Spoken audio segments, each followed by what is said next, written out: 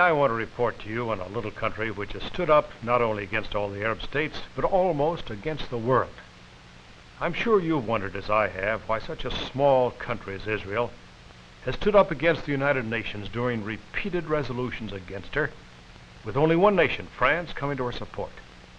I'm sure you've wondered how this little nation, no bigger than Massachusetts, was able to withstand the entire Arab world.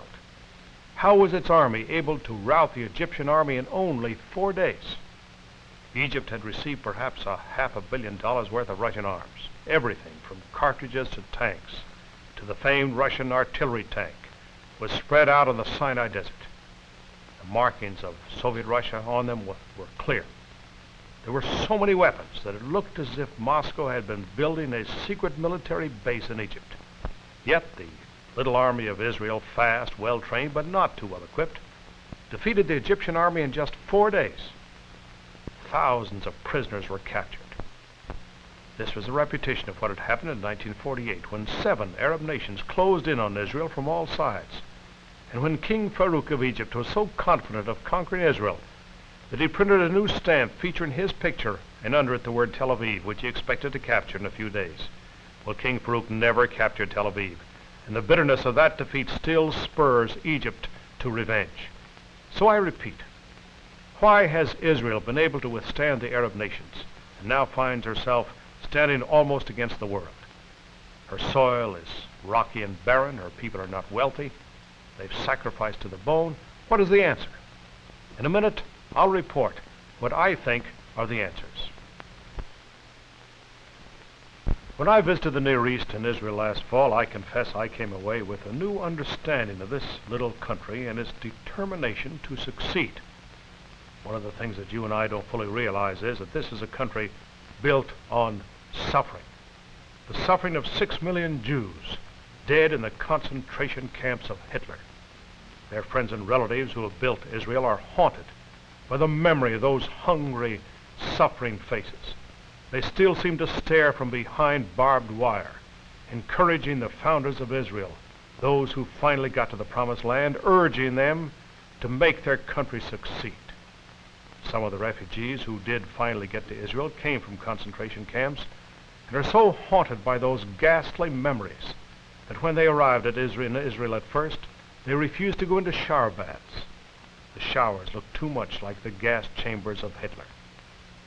That is the biggest urge, the most dreadful, compelling urge that drives the people of Israel on to succeed. They've built a living memorial to 6 million Jews killed in the gas chambers of Hitler. And that is one reason they are standing up against the world. Another reason why Israel is fighting with such determination was given me by Prime Minister Ben-Gurion when I went to see him at his farm cooperative only 25 miles from the border of Egypt. I asked him what he considered Israel's greatest achievement, and he replied, living on the land.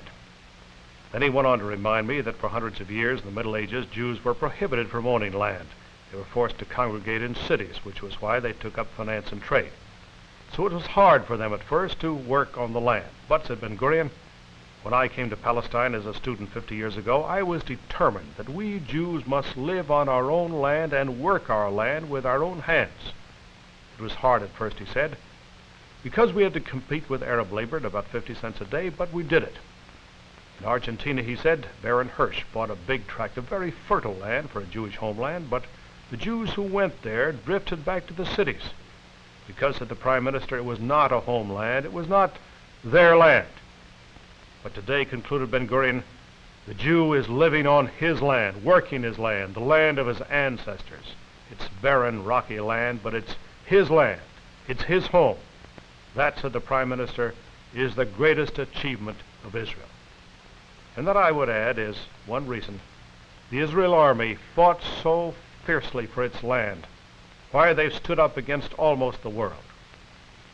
There's also another reason why Israel has been opposed to the UN resolutions ordering her out of the Gaza Strip.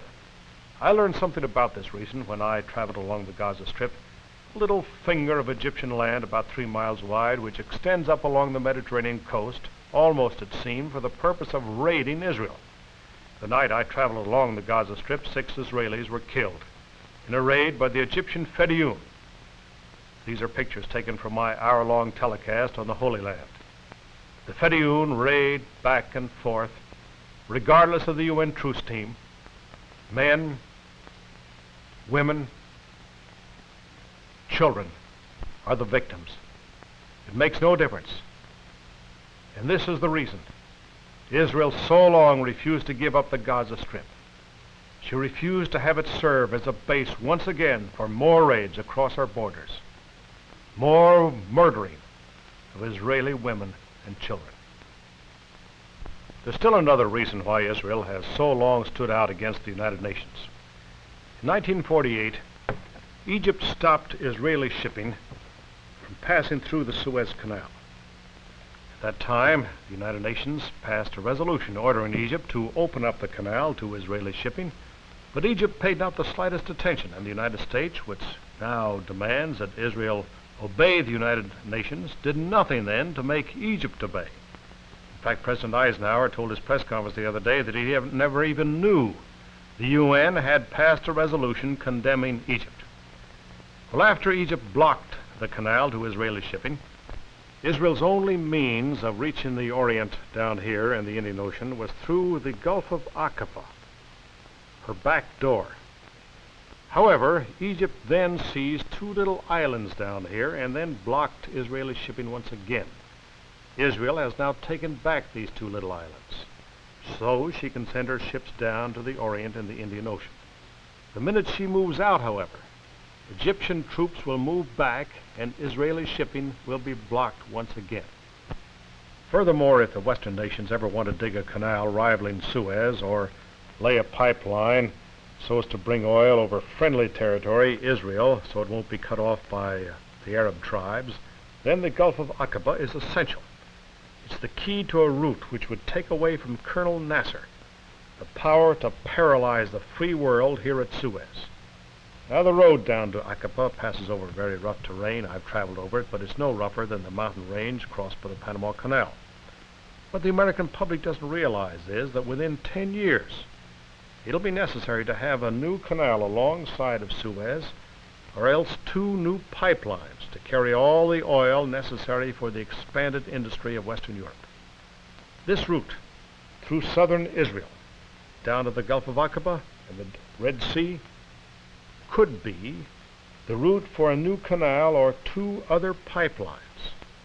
And this is why this Gulf with the two little islands at the entrance connecting Israel with the Orient are just as important to her as Panama is to the United States. It's another reason why this little country has risked the condemnation of the United Nations. I'll report further in just a minute.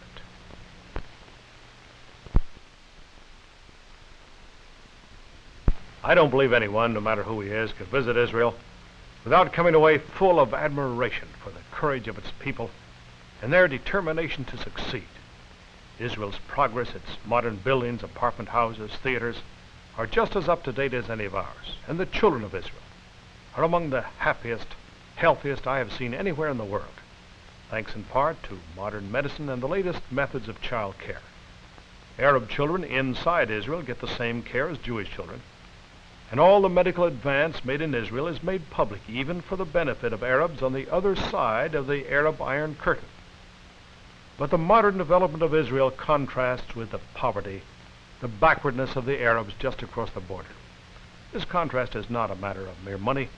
Many of the Arab states are far wealthier than Israel. They have oil. Israel has no oil to speak of. The basic difference is not wealth, but democracy and determination. In Israel, your chauffeur sits down to eat with you at the same table. It's the custom. You find that he speaks 7 languages and he's a graduate at Hebrew University. At the noon hour, you find your garage mechanic will probably be reading philosophy. In Israel, everyone is equal in a courteous, simple, democratic way. But in the Arab countries, the wealthy travel in Cadillacs and live in palaces. The poor travel by donkey and live in tents, and they're lucky if they get 1 or 2 meals a day. That's why the Egyptian armies, the Arab armies, won't fight. They have nothing much to fight for. True, they've been whipped up into a frenzy by their political leaders against Israel, but they know their governments are corrupt. They know that after a war is over, they go back to a living standard just above starvation. It's been that way for years, and they expect it to go on being that way. That's why they don't fight. That's why 5,600 Egyptians were taken prisoner against only 4 Israeli prisoners. The Israeli army, in contrast, was fighting for a homeland, for great ideals, for barren rocks, it's true, eroded since the days of Abraham, but for their rocks. Finally, it was fighting to preserve a living memorial to 6 million Jews killed in the gas chambers of Hitler. That is why little Israel has stood literally with its back to the wall against the world. I'll have a final word in just a minute.